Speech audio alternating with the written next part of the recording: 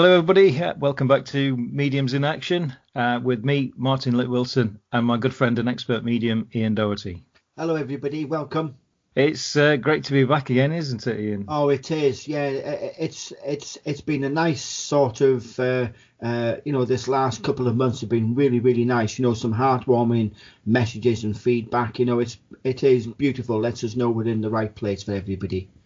I think that's it. I mean, we've been doing this podcast now 2 years in November. There's no financial reward here. It's just that our passion and the feedback we get back just really helps us go forward. Oh, it does.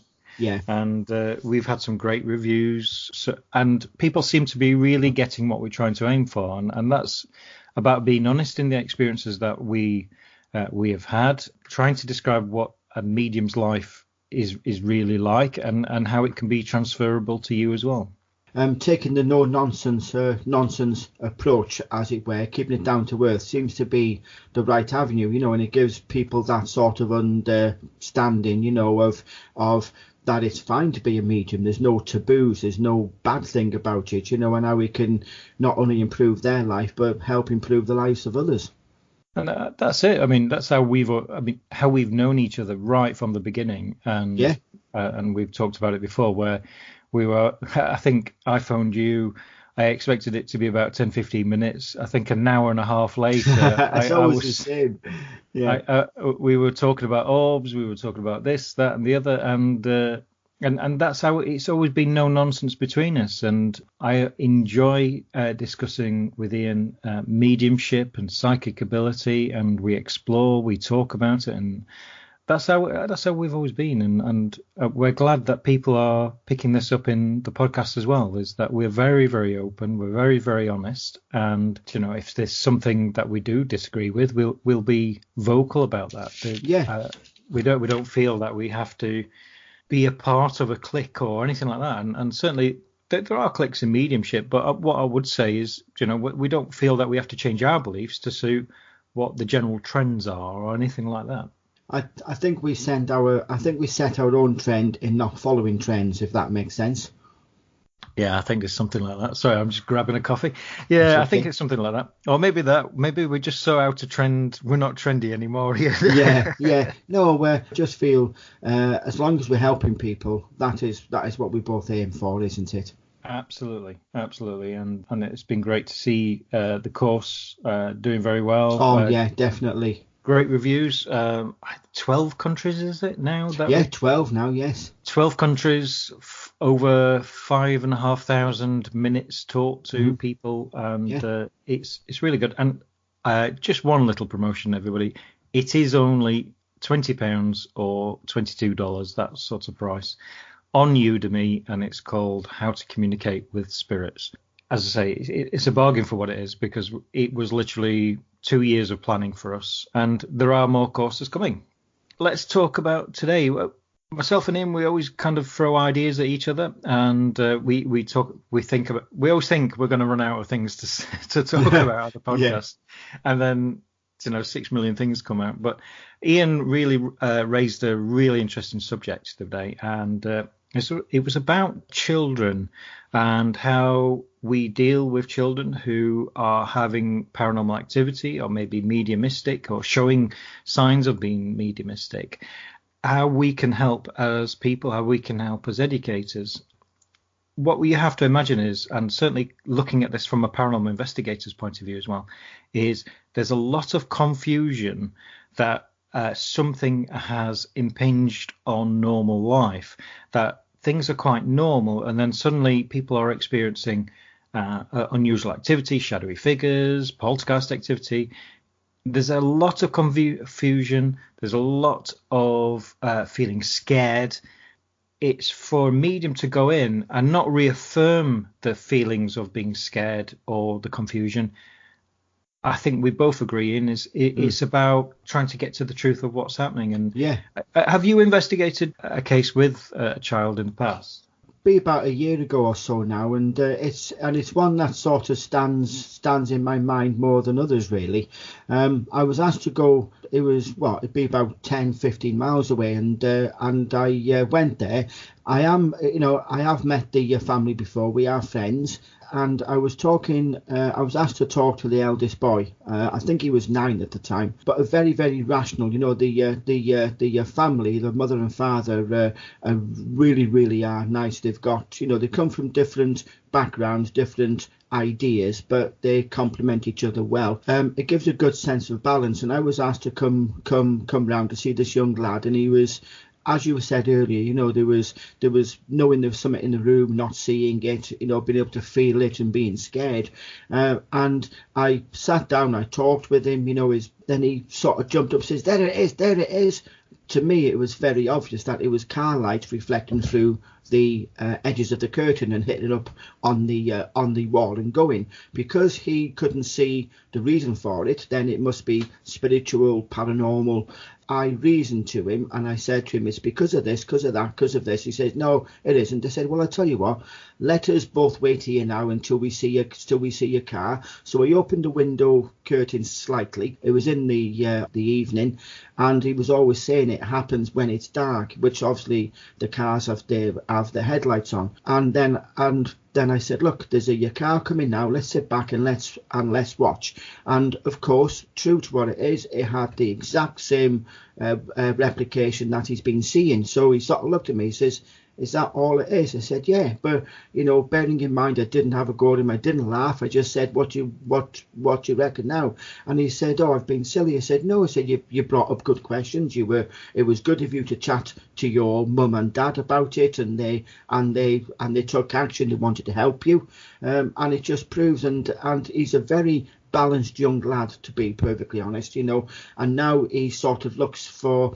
not looking for the obvious, but he sort of looks as in what else it could be. And I do feel, though it almost seems a sort of a black and white, fairly obvious case, because there are other things that has gone on. But really, I do feel, if you've got a child who you believe is sensitive, one of the key sort of things there I would say is that the child will always be pointing to a photograph, granddad or dad that's passed over, they'll always be drawn to that photograph, and in their way they are trying to tell you, I'm seeing that man I see walking around the house. So it's noting little things like that, whereby, why is your child always going to a certain area, the certain time, why are they drawn there, why do they not like looking into one corner of the room? Why are they always wanting to giggle? And the same thing, it can be, not going too much off topic, but animals can act in that way as well. Going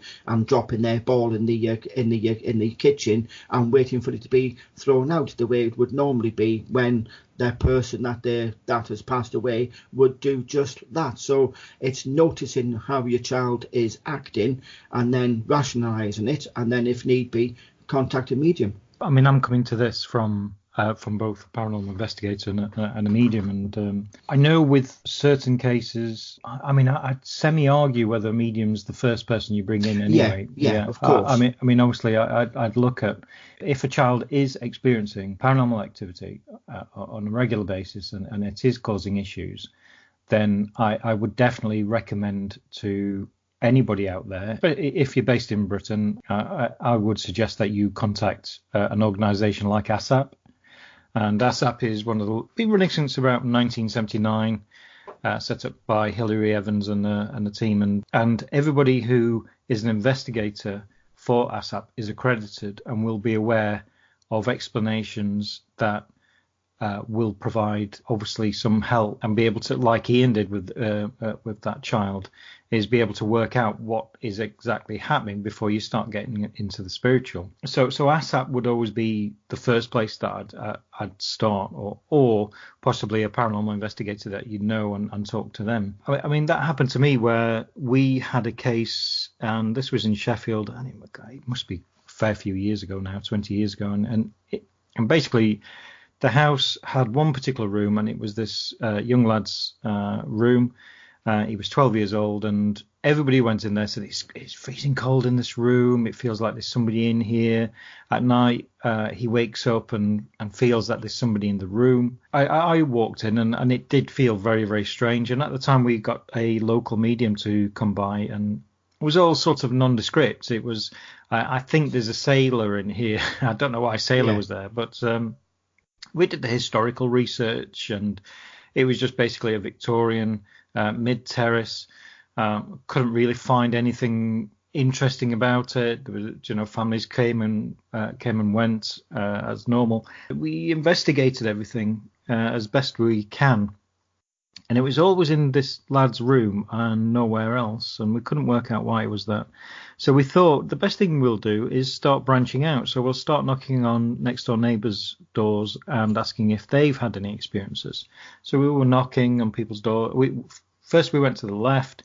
We talked to them, and they said, well, yeah, the previous family had some sort of activity in that room as well. And we thought, well, this is interesting. It's very strange. And then we went to talk to, we decided to go to the right-hand house. Now, the right-hand house, it looked ruinous, to be honest. The outside was fair. It looked okay, but the windows had netting up, which was very, very old. There was flies dead in the window, and it looked like a haunted house. Sort of. And I said to the lady, I said, she was a single mother, and obviously she was very upset that a child was experiencing these things. And I said, do you ever see anybody go next door? She said, I don't think anybody lives there, but people in uniform keep going there. I said, people in uniform? Yeah, I don't know what it is. I don't know if it's they keep going there, and sometimes they'll be banging and that sort of thing. We did further research, and we found out that actually what was in that house was an electric generator. Right. And basically what had happened is years and years ago, they decided to install. They literally ran out of space where they could put this. I don't know what they're called. I mean, do you know, like you get on the odd street, you might get kind of a box, and it's got a generator in there. Mm-hmm. And one of those, it's like a transformer. I think it's for extending the electricity. Yeah. One of those was in the house. It was in the front living room. You could say, well, what about electromagnetic pollution? Now, interestingly, there was nothing in the living room both sides, because we were able to get access to the other side as well, and we were talking to them. They didn't have any experiences, but similar, they had experiences upstairs on the room that faced the house. Yeah. And it was quite obvious what was happening is around on ground floor where the transformer was, it was protected, but it wasn't protected above. And there was some very low electromagnetic pollution that was causing these feelings. And we had EMF meters, and they were off the scale if you went very close, but step away, and they were fine. And what was happening is on both sides is people were sleeping next to that wall, and obviously during their dreams or during their waking state, they were getting affected by the electromagnetic waves. And then if you look at some of the studies that done by the Cole Institute in Edinburgh, by bombarding the brain or influencing the brain with electromagnetic waves can give you the feeling that there are people in the room, that there's a cold draft, even though there's no cold draft. And it can feel that there's almost somebody behind you as well. And all of these things were reported from both sides of this house. And so it turned out it was a very sort of earthy explanation. But again, it did make me question whether a medium was the right person to send in at the first time. Yeah, because of course. We would have just believed that it was a sailor, and basically there was some weird sailor. Yes, I know, but like I say, why you get a sailor in the middle of Sheffield? Well, I mean, I don't know. I mean, as I say, I think for me is certainly with anybody that they should start off by maybe getting an investigator in. But I think also as well is, as Ian was saying, is look at the signs and symbology, and I think like what you were saying about. I mean, there's so many stories of children looking in a particular corner, looking at a particular area constantly, and looking there. And having two young boys, both of those had experiences, even though we didn't tell them that, that I'm a medium or we were running a ghost hunting company. We always kept that away from our children. Both of those had experiences. One of which was a floating hand waving. Yes, I remember you talking to me about it. I was very intrigued as to what it was, Yeah, my youngest lad, he was only 3 at the time, and he saw and shouted, "Who's the hand waving?" And it was waving at the window. And how we acted with the children is we just said, "Well, you've seen something," and that was it. We just let it go. We kind of we didn't make a big thing about it, and we just kind of let it go and just let them deal with it. And they weren't scared or anything, but they'd seen something strange. What we did is just let them live it normally, rather than start panicking, start being scared, start thinking, well, is he, is there some possession here or anything? And I think the normalcy helped. I think just having a sense of normalcy and just letting them get on being a child helped, rather than saying, oh my God, it must be haunted or something like that. Yeah, no, definitely on that point of view. What's your thoughts to invisible playmates, that type of thing? Do you reckon that could be, say, spirits? Do you reckon it could be a paranormal thing as well? I think a lot of people always say about children being more sensitive than adults, and I do agree to a certain extent. I think everybody has different levels of mediumship, and same with you. Like dogs, everybody says, oh, all dogs are psychic or all cats are psychic, and they're not. No. I mean, from your experience, I think, would you say Millie was more psychic? I would say, yeah, definitely, yeah. Sophie was. It's a case of, it's my house, sod off. I'm the boss, and didn't care. She had a right good attitude. Whereas Millie will be sort of, what the hell is it? Because she's an indoor cat, so it's her territory, literally, Yeah. So whereas Sophie was more of the front garden, building sandbags and bombs and traps, whereas Millie wants to know, what is it a threat? So she reacts naturally, and I've tried to film it a couple of times, on video obviously, but it's just nice to see her reacting. So I looked after another cat for about 4 to 5 months, and there was nothing. Once there was one reaction once, but that was it. Millie, it's weekly, and she's been with me now for 5 months. So I thought she would have got used to the rumblings of the house, settling down, the heating on, the next door neighbours, when they walk heavily up their stairs, that type of thing. But Millie definitely, call it, reacts. But yeah, I think children are the same. I think it's exactly the same, and some children are not very observable about their surroundings, and some are, and that's probably due to possibly anxiety, or possibly just general awareness. And I think a lot of the children who are more general aware of their surroundings probably spot the changes in the environment, or the subtleties of life with children. Some children are very more sensitive for various reasons, and some are less sensitive. I think what we wanted to say today, and our point today, was really that it's got to be obviously handled sensitively, and also it's got to be handled very methodically. With like yourself, you didn't walk into his room straight away, try to sense or feel anything. You was there trying to work out what he was seeing, what he was sensing, and then try to give him an explanation that would put him at ease. And that is really the right way to do it. It is. Because I reasoned with him, and he sort of thought, oh, yes, it is. So therefore, the problem he's really happy since, and it's just ruling it out, isn't it? I'm certainly not saying... Obviously, I'm a medium. We're both mediums, and I'm a medium, and I certainly wouldn't say mediums don't have a place in this kind of investigation.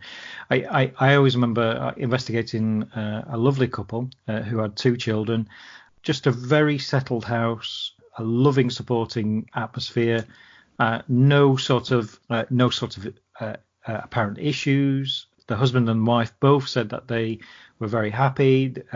There was no issues at all, but yet they were having paranormal activity, and it was always centered on the husband. And one day there were 6 friends around, and they were all sat in the living room having a laugh, and he was sat on the corner of the chair, and suddenly there was a loud slap, and he was literally, his name, I'll call him Bob, and he was sat on the corner, and he was slapped on the face, and he fell flat on the floor, and he was laughing at his wife. Because she'd made a joke, and everybody was laughing with her, and he was laughing, and he was slapped on the face. It hit him so hard he fell on the floor. He really hurt himself. And whenever, it was almost like how a dog is protective of its owner. And whenever Bob did something or jokey or was messing around or anything like that, something would happen. Something would be thrown at him. A glass would be thrown at him. And we were there, and he was demonstrating to us how he was moving his wife's wardrobe. And as he moved the wardrobe to show us, the door flung open and hit him in the face. and I said, let me try and recreate it. And I could not do it. Yeah, the doors were moving slightly, but there was no physical force, and it was hitting it. And we did a circle, and we also had a medium come with us. And it came apparent that, now this is interesting, and I'd love your thoughts on this, because I know you're not necessarily a big fan of this, but what the medium said was that the wife, Bob, had bought this ring, and did not, and nobody talked about the ring, nothing. But the medium said, I can see this ring, and she said, I can see it's opal, and this ring belongs to the spirit that's here, and the spirit has basically followed her ring because it was one of her treasured possessions. Yeah. And she is staying with Jan, Bob's wife, because she feels that there's a connection, and she wanted to stay with Jan and stay with the family as such. And because she was abused herself by her husband, she mistook Bob's behaviour as being some sort of violence or abusive or anything, when he actually wasn't. He definitely wasn't. And the spirit said, I'm connected to this ring. Now, they completely forgot about this ring. It was bought at some sort of antique fair. The medium described it. Jan went upstairs, got a jewellery box out, and there it was, exactly as the medium described. And there was the ring. It was an opal ring. It had an insignia on there, and it had a slight fleck in it as well. So the medium was, absolutely bang on about that. So what do you think about the spirit hanging around with Jan because her favourite ring was there? Whilst I understand the processes of psychometry, where the energy of a person permeates into the fabric of that ring, and that is whereby mediums, psychics can sort of give a good reading about a person's personality, for instance. But being sort of following around because there's a ring seems to be tenuous, obviously. There must be, for things to be happening this way, has to be that woman's, the spirit of that woman's choice, But I don't feel it's a case of if you give the ring away, she would then go and follow that ring and follow it around. No, I don't. No, yeah. I don't. I think it was literally that. It was almost like the spirit wanted. I think the spirit was almost like it was. Because obviously I can't go into too much detail because there was other things about. But it was almost, my feeling was that the spirit needed, sort of a closure in a way. She needed to see that this is, and she was mistaken. And Bob never experienced any violence again. They still had Paranormal Activity where a similar situation like yourself, where they got all the Christmas table ready and then said, right, come on boys, and they came down. Their children came downstairs and they were opening Christmas presents. They went back into the kitchen, and all the chairs had been moved. They'd all been moved, and the place, all the places. Now they didn't have any dogs or anything. There was nothing that could have done it, and they were all sat in the room, didn't hear a single thing. Went back in, and the chairs had been moved, and the placemats had been moved, and it was almost like there should have been another placemat for the spirit, for the lady. So no, I don't think she was traveling around with the ring. No, if anybody's listening and thought that, no, what I was saying is that there was definitely maybe the spirit connected, or felt some sort of affinity with the wife, and I think it was that's more like it. Yeah, and basically the ring was just was literally, I don't know, a connector of some sort, but. And who knows that there may have been some sort of distant relationship there. Well, that's it. Yeah, that's only sort of plausible thing I can sort of come up. That in a reasoning sense, not plausible to say was the wrong word. When you look at it reasonably, then your chances are there would be. Because like I say, it just be, it could be circumstantial. Could it be that the ring not literally getting up and walking, but found its way to the right person? Yeah. Again, you don't know how spirit works, and again, it might be one of them things where Jan bought that ring you know, with a slight influence with spirit. Who Yes, knows? yes, yeah, definitely. It's a weird world we live in, Ian. It is, but it's beautiful. You know, it's beautiful.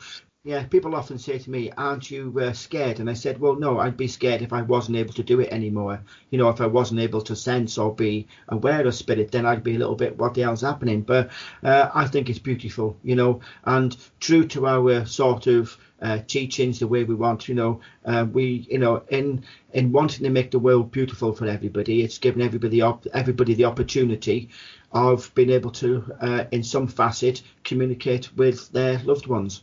Absolutely. It was a really good chat. I've enjoyed today. What you up to for this next week? I've got a lot of artwork coming in. I've got some orders, so I'm going to keep up with that. Doing my normal phone readings, and really looking after the cat and treating her in the way that she's expecting. You know. Oh yeah. Also as well is, I don't think we've mentioned this, but we've also started Spirit Consultations. Mm-hmm. We have. And we launched this last week. Spiritual consultation isn't a reading or anything like that. It's an hour consultation with myself or Ian.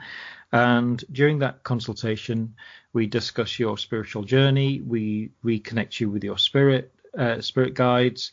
It's hard to explain exactly what it is, because it's far more than reading. And yes, there might be people, loved ones who come through. There might be readings. But it's all about your spiritual journey. So if you're struggling to connect with spirit, if you're struggling to understand things that are happening around you and you want more guidance, then myself and Ian do an hour's consultation. And we also give 20% of that fee as well to charity, which we'll be saving up all through the year. And then we'll be making donations maybe to one or two charities. Because that's something as well, is we're keen to give something back physically as well. Yeah, definitely. To charity. And Ian's done a few of those over this last week. It's been a fantastic experience, hasn't it? It has. It's lovely. And Spirit obviously know what it is that person needs. You know, for instance, they sort of mentioned to me why each of the people had got into mediumship, what was their driving force, a bit of the personality, what's been happening, why they've changed things, you know. So it is, and as people think, well, how do you know that? I said, well, your guides are telling me. I talk to them about their guides, not telling them everything. You know, your guide is, he wears this, she wears that. But, you know, giving the reasoning why that particular guide is talking to you and what facet they bring, and it's normally linked to what they have anyway. So it sort of reassures them. Yeah. It reaffirms, it gives reassurance that they're on the right path, and that their choices, though largely theirs, have been very much spirit driven. It's great, and we're currently developing a spirit mentoring sessions as well for people who want one-to-one or very in-depth mediumship and psychic ability lessons or mentoring as you journey along as well. So it's all exciting times, and that was a really good chat. We'll have to you'll have to come up with some more topics, Ian, that we talk about on the next one. Yeah. Well, we can put it out there to the lovely listeners there, and we do appreciate your feedback, folks. We really do. Absolutely. You know, if you have any topics that we've talked about, for instance, or you want, you know, as in if it's opened any ideas for you, if there's something you would like to talk about, you know, that we can sort of put over in certainly a non-judgmental way, get in touch either through the podcast, through the Facebook pages, through the website. If you have done your course through the private Essentia 2 group, please do give us those questions, those topics, and we'll talk about them definitely. Absolutely. Well, thank you everybody for listening. Thank you for your support. If you can, please, everybody, leave us a review on iTunes or wherever you're listening, whoever is your podcast distributor. Please leave us a review. It really does help us, and please give us some feedback. And thank you very much, everybody. And thank you. And we'll be back very, very soon. Okay, bye-bye.